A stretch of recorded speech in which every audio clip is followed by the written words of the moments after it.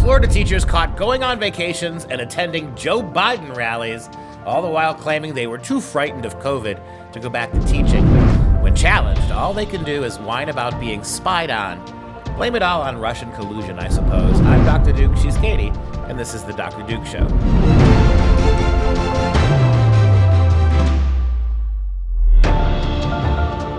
Hello, everyone, and welcome to the Dr. Duke Show, the only program that keeps you educated on the craziness of back to K-12 classrooms and college campuses around the world. Today, we start in Broward, Florida, where teachers who opted to work from home due to the high risk of COVID are outraged that schools are calling their bluff after being caught going on vacations to Disneyland and to attending Joe Biden political rallies. So one thing we get, last week's show, we actually gave a shout out to COVID, because if COVID has done anything positive, it has shown us how just venal our American teachers are. Not all of them, but a great many of them. And even the ones that are good teachers find themselves thralled to these incredibly corrupt teachers' unions. If you're a good teacher working with a crappy teachers' union, it's time to stand up. We keep hearing about how many committed, dedicated teachers there are. Well, stand up to your own damn unions and demand kids get back here. Because if you're not doing that, then you're part of the problem. And what's really shocking about what COVID has shown us is, again, how venal, how selfish, how unconcerned with your kids' education, how sanctimonious these people are. And like so many on the progressive left, they'll tell you and your family one thing while they're off doing the other thing. So the teachers that basically got caught being on vacation or attending rallies come out of the Broward School District, and it was the South Florida Sun-Sentinel that initially reported this. And basically what happened was the Broward School District decided, okay, we're going to scour the Facebook pages of our teachers and see what they've been up to, since they're all saying that they have to be remote, it's not safe for them. And then they found evidence of certain teachers over at Disney World, at Animal Kingdom specifically. They found them at Biden rallies, giving thumbs up and wearing their Biden masks. And then they found them going to weddings, family weddings, all sorts of various things. And of course, then the teachers' unions got mad. Like, how dare you? How dare you spy on us? Not mad at the teachers who made them look bad. No, the district itself. Not mad at the teachers' union who clamped down freezing the teachers and the students out. No, they got mad at those who actually exposed these teachers. Yeah, so the Broward Teachers Union went, after getting the district's research handed to them, they had an arbitration hearing, and they met and they the teachers union challenged the district's decision to cease remote work assignments for a majority of the teachers. So basically what the school district said is, well, okay, if you can go to your Caribbean or your daughter's Caribbean wedding, you can come into the classroom and teach. And the teachers union, well, they said no. They got mad and said the district is guilty of spying on its employees, and they've argued that the district's findings are irrelevant. Irrelevant, we say, because there were no conditions for what teachers could do while working remotely. Right. So we're not going to teach because we're scared, but we can do everything else, right? The one and only thing we're not going to do is teach. We'll keep doing everything else, and it's all for the kids. And get fully paid for it as well. But it's not just for the kids. It's for the small businesses. According to Mark Richard, who's an attorney for the union, he's arguing that the teachers are only complying with I love that they put in there, Republican Governor Ron DeSantis' wishes in keeping businesses open amid the coronavirus pandemic. Question, what's scummier and scuzzier than a teachers union thug? A teacher union lawyer.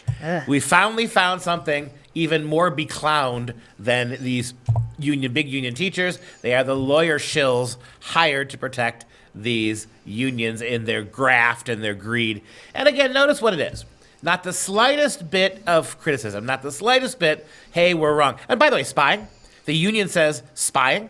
These are the same teachers, when they do teach online, are getting kids thrown out of class because there's an airsoft gun out in the corner of the picture, or there's a Trump sign behind the kid's head when he's studying classes in his own bedroom. You're the same idiots who are spying on them, getting kids thrown out of virtual classrooms because one's got a MAGA hat on.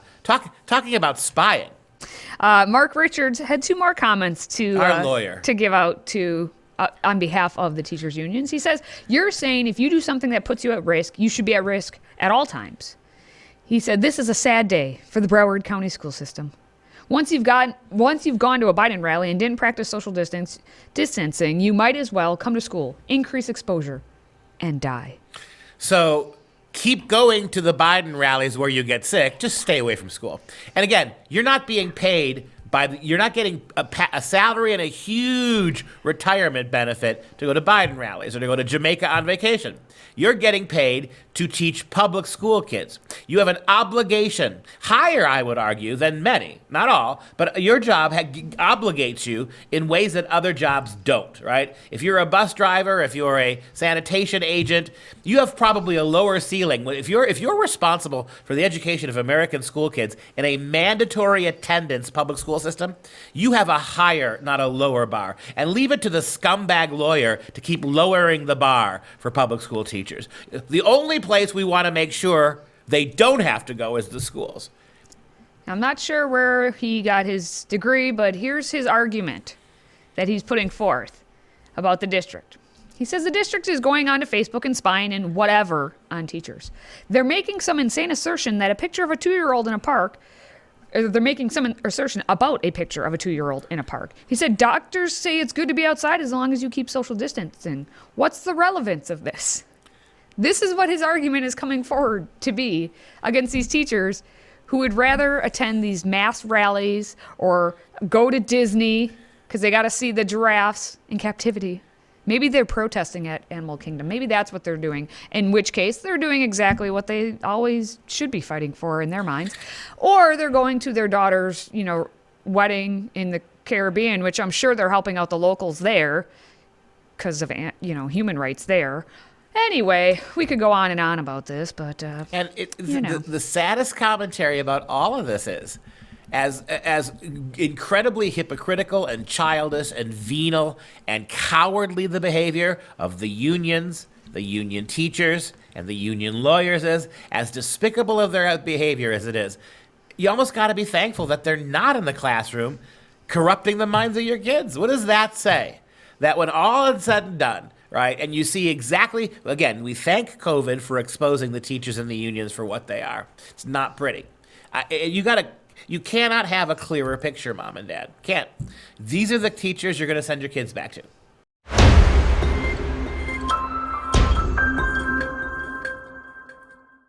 We've been talking about Virginia for a while now, and we had a story this week on Virginia again, and it always comes down to eventually being Loudoun County. Everything in that county is atrocious, except for one father who just moved from New York to Virginia because, he thought he was doing something good for his kids. Well, it turns out his kids' schools are awful because the school district, it's more of the school board, took a beating, a verbal beating, which was necessary, from this father because they won't open the school. So basically this father, his name is Brandon Michon. He is pretty much every mom and dad out there right now who just want their kids in school. I'll let him take it away. You should all be fired from your day jobs because if your employers knew that you were more inefficient than the DMV, you would be replaced in a heartbeat. I literally just finished a conference call because I'm having to multitask to be here to address you guys. You're a bunch of cowards hiding behind our children as an excuse for keeping schools closed. You think you're some sort of martyrs because of the decisions you're making when the statistics do not lie that the vast majority of the population is not at risk from this virus. The garbage workers who pick up my freaking trash risk their lives every day more than anyone in this school system. Figure it out or get off the podium. How much better off would we be if we just walked away from these public schools and let the system collapse? How much better off would we be? How much better? Is it possible, do you think, Mom and Dad? Mr. Michon, do you think it's possible that you could do worse as an educator of your own kid? Do you think it's possible, Mr. Michon, that if you walked away from these schools after duly calling them out for their venality, that now maybe the solution is to let them go hang as opposed to sending your kids back to that environment? And I just want everyone to know that he in that moment was impassioned, as he should be, because he cares about his kids. I wanted to show you another clip of Brandon, very calm. He's a good, rational thinker. So take a look at this clip from Glenn Beck. I don't really think this is a political party issue, right? I don't really care if you're red, blue, green, or orange. It's about the children. And I have to give a shout out to my wife and mother and the many others who've actually been involved with getting schools open longer than I have. I think, as you said early on, we've went numerous times and tried many different tactics, jingles, rhymes, pleading to open schools. But after, and you didn't see it in my video, but my 5-year-old daughter and 8-year-old son spoke before us. And, I just had enough. And what I decided was I'd try a more stern tactic, which, is obviously resonating, but I just wanted them to pay attention. Again, how wonderful it would be if we had parents and grandparents and little kids themselves standing up and testifying in front of school boards, demanding better curriculum, demanding a real focus on math, demanding the removal of all ideological critical race theory from their history classes. I mean, again, I love the passion. I love the rationality, as Katie says. The guy's right. However, once you get the kids back there, how come it stops at the door? There seems to be this weird fantasy in America that once the school doors open again, everything's going to go back to happiness. That everything's going to go fall right into place. And what that means is those teachers who are now not teaching your kids will be indoctrinating them, turning them into anti-American little drones, pro-socialist little monsters. So by all means, let's get them back to school. But once they get there, that's not when the protest should end. That's when the serious protest should begin.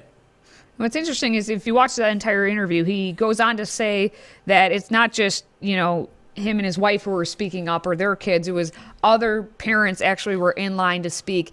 And the way that school board specifically, Loudoun County School Board, treated every parent and especially the children was disgraceful. So he had a 5 and an 8-year-old speak.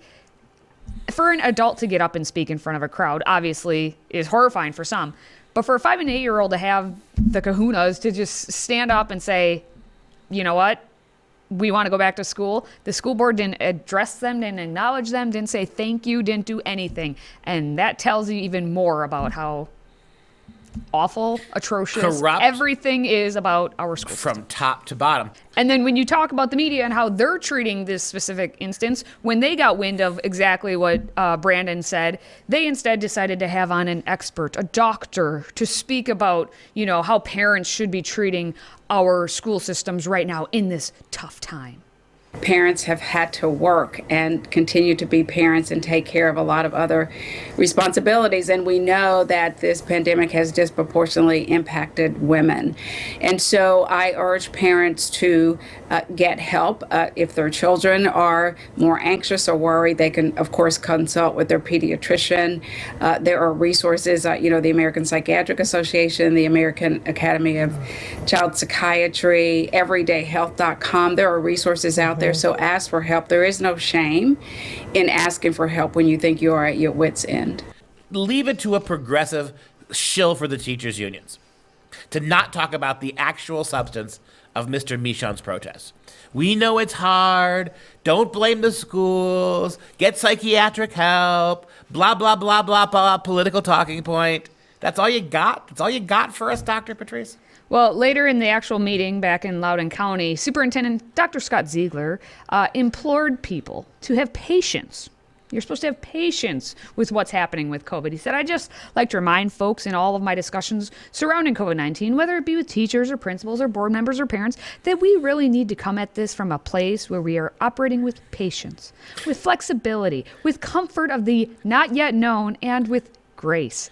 We can have a differing of opinions, but we can express those opinions and express our thoughts on what the plan is moving forward. So going to Disney World instead of teaching your class is an example of patience. Going to Joe Biden hippie political rallies rather than teaching your kids is the expression of patience with COVID. It seems to be a complete surrender, Mr. Superintendent.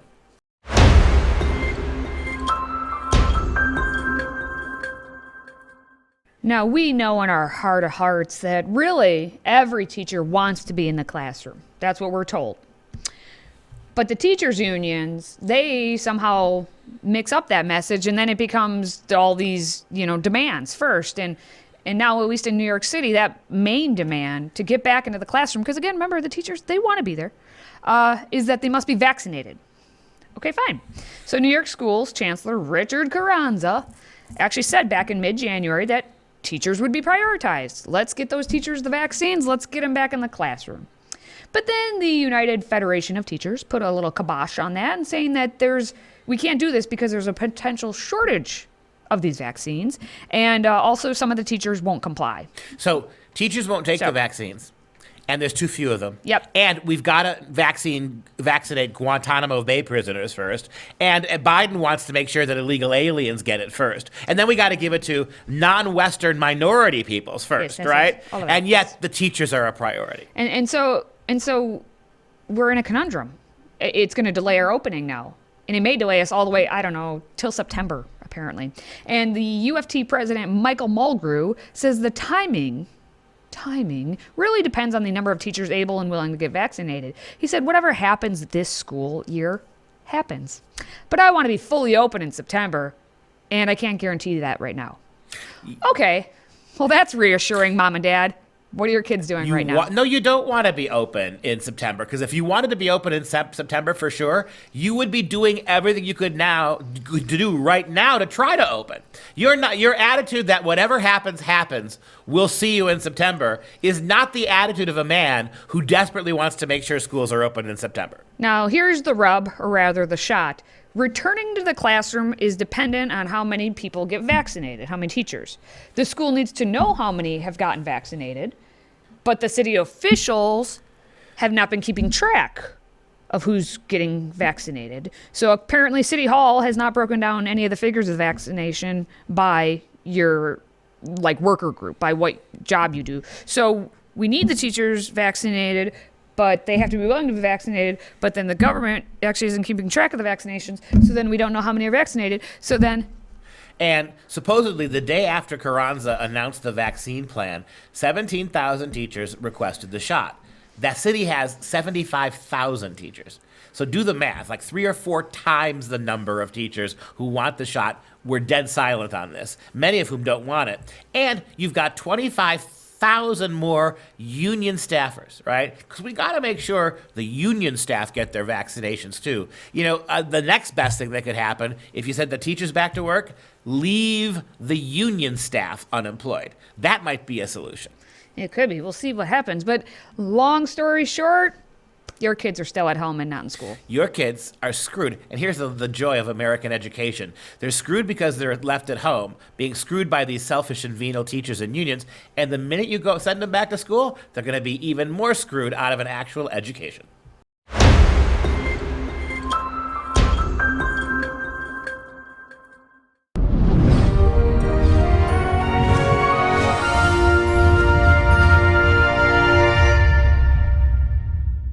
It's time for some real education. Eric Blair, you know him as George Orwell. He wrote a little book called 1984. We've talked about it a couple times. It's a dystopian social science fiction novel, and it was published in 1949, but he finished it in 1948. Ergo, why 1984? It's just he decided to do the inverse number. Anyway, its themes include totalitarianism, surveillance, and the repression of people and ideas. In 1984, the world has fallen into an endless cycle of propaganda and war. Yeah, and this is the third week. We're wrapping up the next 2 days, the third week of our dystopia month on the Dr. Duke Show when it comes to our instant classics. The inauguration of Joe Biden is ushering in a new age of censorship where members of government are gleefully shutting down and helping the tech companies deplatform people for the grave sin of voting for a different president. We're living in times now, unprecedented times in American history, where much of what the dystopian novelists of the 20th century warned us about, the bad things were going to happen when you get collectivist government, when globalism becomes the key, when socialism has its way. And now here we are. It is no longer fit to say these things are coming. It is no longer fit to say, if we don't change our ways, this is what's going to happen to us. It is now appropriate to say, it's here. And it's not clear we're ever going to be able to get rid of it now, because if you look at the history of countries who've slid to where we have slid to, there's no going back. You don't climb back up that muddy slope. George Orwell tells us this, another quote from his marvelous 1984, about wealth and possessions and materialism, and how all of this contributes to the ongoing push towards socialist reorganization of the country. It was possible, no doubt, to imagine a society in which wealth, in the sense of personal possessions and luxuries, should be evenly distributed. In theory, you could imagine such a thing, while power did remain in the hands of a small privileged caste. Right there, by the way, you have America today. Real power is in the hands of non-elected, incredibly rich plutocrats. And the rest of us now are being told that what remains for us, the little that remains for us, must be distributed among the proletariat the same way. Well, all while power remains in the hands of this small privileged caste. But in practice, what we know, it never works. But in practice, such a society could not long remain stable. For if leisure and security were enjoyed by all alike, the great mass of human beings who are normally stupefied by poverty would become literate and would learn to think for themselves. And when once they had done this, they would sooner or later realize that the privileged minority had no function, and they would sweep it away. In the long run, a hierarchical society was only possible on the basis of poverty and ignorance. Pretty interesting discussion about where we are and how we got here, and it's getting worse. The fewer at the top, not content just to be rich, the Jeff Bezoses of the world, not content to be uber billionaires, almost trillionaires in wealth. That's not enough. Now they must use their wealth to override government, to do the hit jobs that radical leftist politicians don't have the law behind them to do, but their money allows them to do. Shocking. Orwell knew what he was talking about, and it's only going to get worse, people. All right, just a reminder, please download our brand new Freedom Project Media app on your smart device. You'll be able to watch all of our videos, including every episode of Counterculture Mom with Tina Griffin. You also get in-depth interviews, all of our lectures, educational animations, and just so much more. Simply search Freedom Project wherever you download apps and make sure you allow for the notifications. And if you're a fan of the show, please consider a one-time tax-deductible donation to support our Patriot Club, and we're going to send you our awesome, stupendous signature tumbler. All you have to do to sign up is visit patriotclub.us. That's patriotclub.us. Now we're going to wrap things up with the fun fact of the day. Go out on a high note. One of the very first pairs of Nike running shoes was actually inspired by a waffle maker. Bill Bowman was making his breakfast in 1970, and he decided to use the waffle texture on his shoes. In 1972, the shoes were at the U.S. Olympic Track and Field Trials in Eugene, Oregon. And that's going to do it for this show. For Freedom Project, I'm Dr. Duke. She's Katie. Until next time, stay educated, my friends.